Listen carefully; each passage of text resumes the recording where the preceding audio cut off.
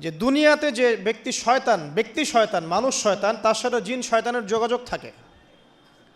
বিশ্বাস করেন না? দুনিয়াতে যে ব্যক্তি মানুষ শয়তান, তার সাথে জিন শয়তানের যোগাযোগ থাকে। একটা হাদিসে এমনও পড়েছিলাম আমরা স্টুডেন্ট লাইফে, আল্লাহ রাব্বুল আলামিন যখন কোনো আদেশ নাজিল করেন তখন ফেরেশতারা সেটা নিয়ে ডিসকাস করতে থাকেন আসমানে, এবং জিন জাতি প্রথম আসমানের কিনারা পর্যন্ত পৌঁছে যায় এবং সেখানে গিয়ে কানে শ্রবণ করার চেষ্টা করে কি নিয়ে আলোচনা করা হচ্ছে। যদি কোনো একটা সংবাদ তাদের কান পর্যন্ত চলে আসে, তাদেরকে বিতাড়িত করার জন্য আল্লাহ রাব্বুল আলামিন উল্কাপিণ্ড ছোড়েন। ওখানকার ফেরেশতারা আছেন, তারা অগ্নিশিখা নির্বাপন করেন। সূরা সফফাতের প্রথম দিকে পড়ে দেখবেন। এই জিন দুনিয়াতে যে কবিরাজ বা তান্ত্রিক বা জাদুকরের আন্ডারে আছে, সে এসে তাকে জানিয়ে দেয় এই হতে যাচ্ছে। তখন সেই তান্ত্রিক এই সত্যটার সাথে আরও 100টা মিথ্যা জড়িয়ে জনগণকে বিভ্রান্ত করে। তখন তার কথা ফলে যায়, মানুষ মনে করে যে তান্ত্রিক অনেক বড় কিছু হয়ে গেছে। তো এগুলো সবই ফিতনা। যাই হোক, এই জিনের ব্যাখ্যা কিন্তু আমরা করতে পারছি না বিজ্ঞান দিয়ে। নবী করিম সাল্লাল্লাহু আলাইহি ওয়াসাল্লাম বলেছেন, এক শ্রেণীর স্পেশাল ফেরেশতা আছেন যারা দরুদগুলোকে সংরক্ষণ করেন। আমরা যে কথাগুলো বলছি রেকর্ড হয়ে যাচ্ছে না? আজকে থেকে 100 বছর 200 বছর আগে মানুষ এটা কল্পনা করতে পারতো? আমরা এখন যেখানেই মুভ করছি, সিসি ক্যামেরা, ভিডিও, এটা সেটা, স্যাটেলাইট, এগুলো আছে না? আজকে থেকে 300 বছর আগে মানুষ এগুলো বিশ্বাস করতে পারতো? আজকে থেকে 1000 বছর আগের কোনো মানুষকে বলেন যে স্যাটেলাইট দিয়ে পুরো বিশ্ব নিয়ন্ত্রণ করা যায়, সে বলবে যে পাগল, তার মাথায় ঢুকবেই না স্যাটেলাইট কী জিনিস। ঠিক একইভাবে আল্লাহ পাকের জ্ঞান হচ্ছে লক্ষ কোটি কোটি বছর আগের, চির নতুন, চির প্রাচীন, চির আধুনিক। এই জ্ঞানের ঊর্ধ্বে কারো জ্ঞান নয়। এই জন্য এখন এগুলো কথা অনেকেই প্রশ্ন তোলে যে ফেরেশতা আবার কি জিনিস, জিন আবার কি, ইসলাম এগুলোতে কেন বিশ্বাস করে? সুবহানাল্লাহ। মানে তাদের বক্তব্য হচ্ছে ল্যাবরেটরিতে যেটা প্রমাণ করা যাবে না সেটার অস্তিত্ব নাই। প্রত্যেকটা বস্তুকে হয় কঠিন হতে হবে, না হলে তরল, না হলে বায়বীয়, এর বাইরে কিচ্ছু নাই। আসলে কি তাই? তো সব কিছুকেই বিজ্ঞান দিয়ে ব্যাখ্যা করতে হবে জরুরি না, এর ঊর্ধ্বে অনেক কিছু আছে। এর জ্ঞান, এর শেষ সীমা থেকে আল্লাহ পাকের জ্ঞান শুরু হয়। অতএব এটাকেই চূড়ান্ত জ্ঞানের মানদণ্ড মনে করার কোনো কারণ নাই। আমাদের মধ্যে একটা শিরকি আকীদা ঢুকে গেছে এখন। এটা একটা শিরকি আকীদা। সেটা হচ্ছে যে কোনো বিষয় যদি বৈজ্ঞানিকভাবে প্রমাণিত না হয়, কোরআন সুন্নাহয় থাকলেও মনে করি এটার অস্তিত্ব নাই। এটা আমাদের সাইকোলজিক্যাল সমস্যা। এখন এই জেনারেশনের বেশি সমস্যা, কারণ তারা পড়াশোনা করতে করতে মনে করছে সব কিছুকেই বিজ্ঞান দিয়ে প্রমাণ করতে হবে। তুমি তো তোমার আত্মাকেই প্রমাণ করতে পারবে না। একটা মানুষ হাঁটছে রাস্তা দিয়ে, পড়ে গেল, ডেড, এরকম হচ্ছে না? তাহলে কি এমন ছিল তার দেহের মধ্যে, বের হয়ে চলে গেল, সে ডেড? বলবে হৃদযন্ত্রের ক্রিয়া বন্ধ হয়ে মারা গেছে। তো ক্রিয়াটা বন্ধ হলো কিভাবে? কে হুকুম করলো? কার আদেশে বন্ধ হলো? কে নিয়ে গেল রুহটা, আত্মাটা? তো এগুলো তো ব্যাখ্যা করতে পারবে না। সো এই কনসেপ্ট থেকে বের হয়ে আসতে হবে যে প্রত্যেকটা বিষয় বিজ্ঞান দিয়ে প্রমাণ হলে পরেই বিশ্বাস করব, না হলে করব না। এটা ঠিক নয়। কোরআন এবং সুন্নাহ যা আছে এটা চূড়ান্ত।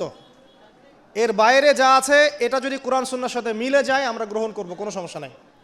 কিন্তু না মিললে আমরা কোশ্চিন কালো সেটা মানতে রাজি নই।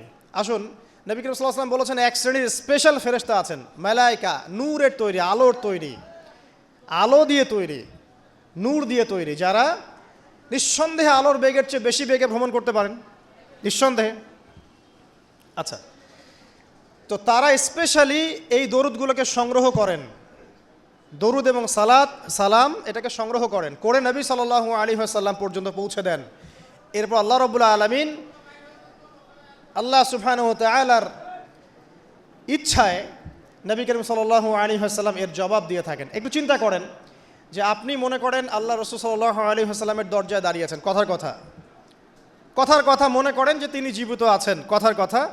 আপনি তার বাড়ি চেনেন, তার বাসায় গেলেন, গিয়ে নক করলেন, গিয়ে নক করে বললেন আসসালামু আলাইকুম। এবার নবী সাল্লাল্লাহু আলাইহি ওয়াসাল্লাম ভিতর থেকে আপনাকে বললেন, কথার কথা ধরে নেন যে ওয়ালাইকুম আসসালাম। এর অর্থ কি? ওয়ালাইকুম আসসালাম অর্থ কি? আপনার উপরেও শান্তি বর্ষিত হোক। আচ্ছা, আবার মনে করেন আপনি বাসার ভিতরে আছেন, আপনার বাসায় নবীজি এসেছেন সাল্লাল্লাহু আলাইহি ওয়াসাল্লাম, কথার কথা। এবার তিনি আপনার দরজায় নক করছেন, নক করে বলছেন আসসালামু আলাইক, তোমার উপর শান্তি বর্ষিত হোক। তো নবী সাল্লাল্লাহু আলাইহি ওয়াসাল্লামের এই যে দোয়া, তোমার উপরে শান্তি বর্ষিত হোক, এটা যে যত বেশি পাবে তার জীবনটা তত সুন্দর হবে না? অতএব যে ব্যক্তি যত বেশি দরুদ পাঠ করবে, যত বেশি সালাত প্রদান করবে নবী সাল্লাল্লাহু আলাইহি ওয়াসাল্লামকে, ইনশাআল্লাহ তাআলা সে সচ্ছল হবে, টেনশন ফ্রি থাকবে, সুখে শান্তিতে পৃথিবীতে বসবাস করবে ইনশাআল্লাহ। আর সুখ বলতে আমি শুধুমাত্র চাকচিক্য বোঝাচ্ছি না, বাড়ি গাড়ি স্ট্যাটাস বোঝাচ্ছি না। সুখী হওয়ার জন্য টাকা যথেষ্ট না। অনেক সময় দেখবেন কোটিপতি মানুষ সুখী নয়, একজন ভ্যান চালক সুখী। সুখ টাকা দিয়ে কেনা যায়? সুখ বলতে মনের সুখকে বোঝানো হচ্ছে। আল্লাহ পাক আমাদেরকে বোঝার তৌফিক দান করুন। আমি যেটা বলতে চাচ্ছিলাম, জুমার দিনে বেশি থেকে বেশি নবীর উপর দরুদ পাঠ করতে হবে। কোন দরুদ পাঠ করব? একটা সংক্ষিপ্ত দরুদ আছে, পড়তে পারি আল্লাহুম্মা সাল্লি ওয়া সাল্লিম আলা নবিয়িনা মুহাম্মদ, এটা পড়তে পারি। আরেকটা আছে আল্লাহুম্মা সাল্লি আলা মুহাম্মাদিন ওয়া সাল্লিম, এটা সংক্ষিপ্ত। আর যদি আপনার সামনে নবীর নাম উচ্চারণ করা হয় বলবেন সাল্লাল্লাহু আলাইহি ওয়াসাল্লাম। অথবা সবচেয়ে সেরা দরুদ হচ্ছে দরুদ ইব্রাহিম, আল্লাহুম্মা সাল্লি আলা মুহাম্মদ ওয়া আলা আলি মুহাম্মদ কামা সাল্লাইতা আলা ইব্রাহিম ওয়া আলা আলি ইব্রাহিম ইন্নাকা হামিদুম মাজিদ। আল্লাহুম্মা বারিক আলা মুহাম্মদ ওয়া আলা আলি মুহাম্মদ কামা বারাকতা আলা ইব্রাহিম ওয়া আলা আলি ইব্রাহিম ইন্নাকা হামিদুম মাজিদ। এটা প্রথম আমল, জুমার দিনে করবেন। এছাড়া প্রত্যেক দিন সকালে 10 বার এবং সন্ধ্যায় 10 বার করে দরুদ পড়বেন। তাহলে কি হবে? ইনশাআল্লাহ তাআলা আপনি, আমি, আমরা সবাই কিয়ামতের মাঠে নবী সাল্লাল্লাহু আলাইহি ওয়াসাল্লামের সুপারিশ পেয়ে যাব ইনশাআল্লাহ। সুপারিশ সম্পর্কে একটা হাদিস শুনিয়ে দেই, যথেষ্ট হবে ইনশাআল্লাহ। নবী সাল্লাল্লাহু আলাইহি ওয়াসাল্লাম বলেছেন, আমার উম্মতের যে ব্যক্তি, যে কোনো ব্যক্তি, নারী পুরুষ, সাদা কালো, বাঙালি, পাকিস্তানি, আফগান, সিরিয়ান, যেখানকার মানুষ হোক না কেন, যে কোনো ব্যক্তি, সে যদি শিরিক না করে মারা যায়, আল্লাহর সাথে শিরিক করে নাই, এই অবস্থায় মারা গেছে, নবী সাল্লাল্লাহু আলাইহি ওয়াসাল্লামের সুপারিশ তার উপর ওয়াজিব হবে ইনশাআল্লাহ। ইনশাআল্লাহ সে জান্নাতে যাবে যদি শিরিক না করে মারা যায়। অন্য যে কোনো পাপ আল্লাহ যাকে ইচ্ছা মাফ করতে পারেন। আল্লাহ পাক আমাদেরকে শিরিক মুক্ত আমল করার তৌফিক এনায়েত করুন, আমিন। জুমার দিনে দ্বিতীয় আমল হচ্ছে আপনাকে সূরা কাহফ তেলাওয়াত করতে হবে। এটা খুবই ইম্পর্টেন্ট একটা আমল। জুমার দিনে সূরা কাহফ অবশ্যই তেলাওয়াত করবেন। যদি পুরোটা তেলাওয়াত করতে নাও পারেন, কমপক্ষে প্রথম 10 আয়াত, শেষের 10 আয়াত তেলাওয়াত করবেন। ফজিলত, এই যুগে বসবাস করে যে ব্যক্তি মনে করে যে আমি ফিতনামুক্ত একটা পরিবেশে বসবাস করছি, এর চেয়ে অন্ধ ব্যক্তি পৃথিবীতে আর কেউ নাই। আপনি আল্লাহর নূর দিয়ে দেখেন, আপনি দেখবেন প্রতিটা সেক্টরেই ফিতনা, প্রতিটা সেক্টরে। হোক সেটা কালচার, হোক সেটা এডুকেশন, হোক সেটা ইকোনমি, পলিটিক্স, ওয়ার্ল্ড অ্যাফেয়ার্স, পরিবার, যে কোনো জায়গায় দেখবেন ফিতনা, প্রত্যেকটা জায়গায় ফিতনা। তো এই ফিতনার যুগে বসবাস করে যদি আমরা নিরাপদ থাকতে চাই, তাহলে সূরা কাহফ তেলাওয়াত করতে হবে। কমপক্ষে প্রথম 10 আয়াত এবং শেষ 10 আয়াত। আল্লাহ পাক তৌফিক এনায়েত করুন, আমিন। আরেকটা আমল বলবো জুমার দিনে, সেটা হলো যে জুমার দিনে বেশি বেশি দোয়া করবেন আল্লাহর কাছে, কারণ এই দিনে 2টা সময় আছে, এই সময় দোয়া কবুল হয়ে যাবে ইনশাআল্লাহ তাআলা। আরেকটা আমল বলতে চাই, যদিও সেটার সময় আপনাদের আজকে চলে গেছে, সেটা হলো জুমার দিনে যে ব্যক্তি সকাল সকাল গোসল করে, আমি আরেকদিন খুতবায় বলেছিলাম, সকাল সকাল গোসল করে, আর্লি মর্নিং মসজিদে চলে আসে, আতর সুগন্ধি ব্যবহার করে, উত্তম কাপড় পরে, সবচেয়ে সেরা কাপড়টা পরে, মসজিদে আসার সময় আমরা দেখি যে সবচেয়ে নর্মাল কাপড়টা পরে আসি, এটা ঠিক নয়। আমরা এখানে আল্লাহর সাথে সাক্ষাৎ করতে এসেছি। আপনাকে যদি আপনার গার্লফ্রেন্ড এখনই ডাকে কফি হাউসে, আপনি সবচেয়ে সেরা পোশাকটা পরে যাবেন, তাই না ভাই? তার মানে যাওয়ার অভ্যাস আছে। বা কোনো বিশেষ ব্যক্তি যদি আপনাকে ডাকে, এমপি হোক, মন্ত্রী হোক, বা কোনো ব্যারিস্টার, কোনো স্যার, কোনো জজ, আপনাকে একটা কনভারসেশনের জন্য ডাকলো, আপনি সবচেয়ে সেরা পোশাকটা পরে যাবেন, তাই না? আপনার সামর্থ্য অনুযায়ী সবচেয়ে সেরা পোশাক পরতে হয় মসজিদে আসার সময়। খুযু যিনাতাকুম ইনদা কুল্লি মসজিদ, আল্লাহ পাক বলেছেন প্রত্যেকবার যখন মসজিদে আসবে তখন সেরা পোশাকটা পরে আসবে। তো জুমার দিনে সবচেয়ে উত্তম পোশাক পরে আসবেন। আসার পর সকাল সকাল গোসল করে, সুগন্ধি ব্যবহার করে, পায়ে হেঁটে যে ব্যক্তি আসে এবং ইমামের এই যে কাছাকাছি বসে, ইমামের কাছাকাছি বসার পরে খুতবা মনোযোগের সাথে শ্রবণ করে এবং খুতবার মাঝখানে কোনো কথা বলে না, কাউকে ডিস্টার্ব করে না,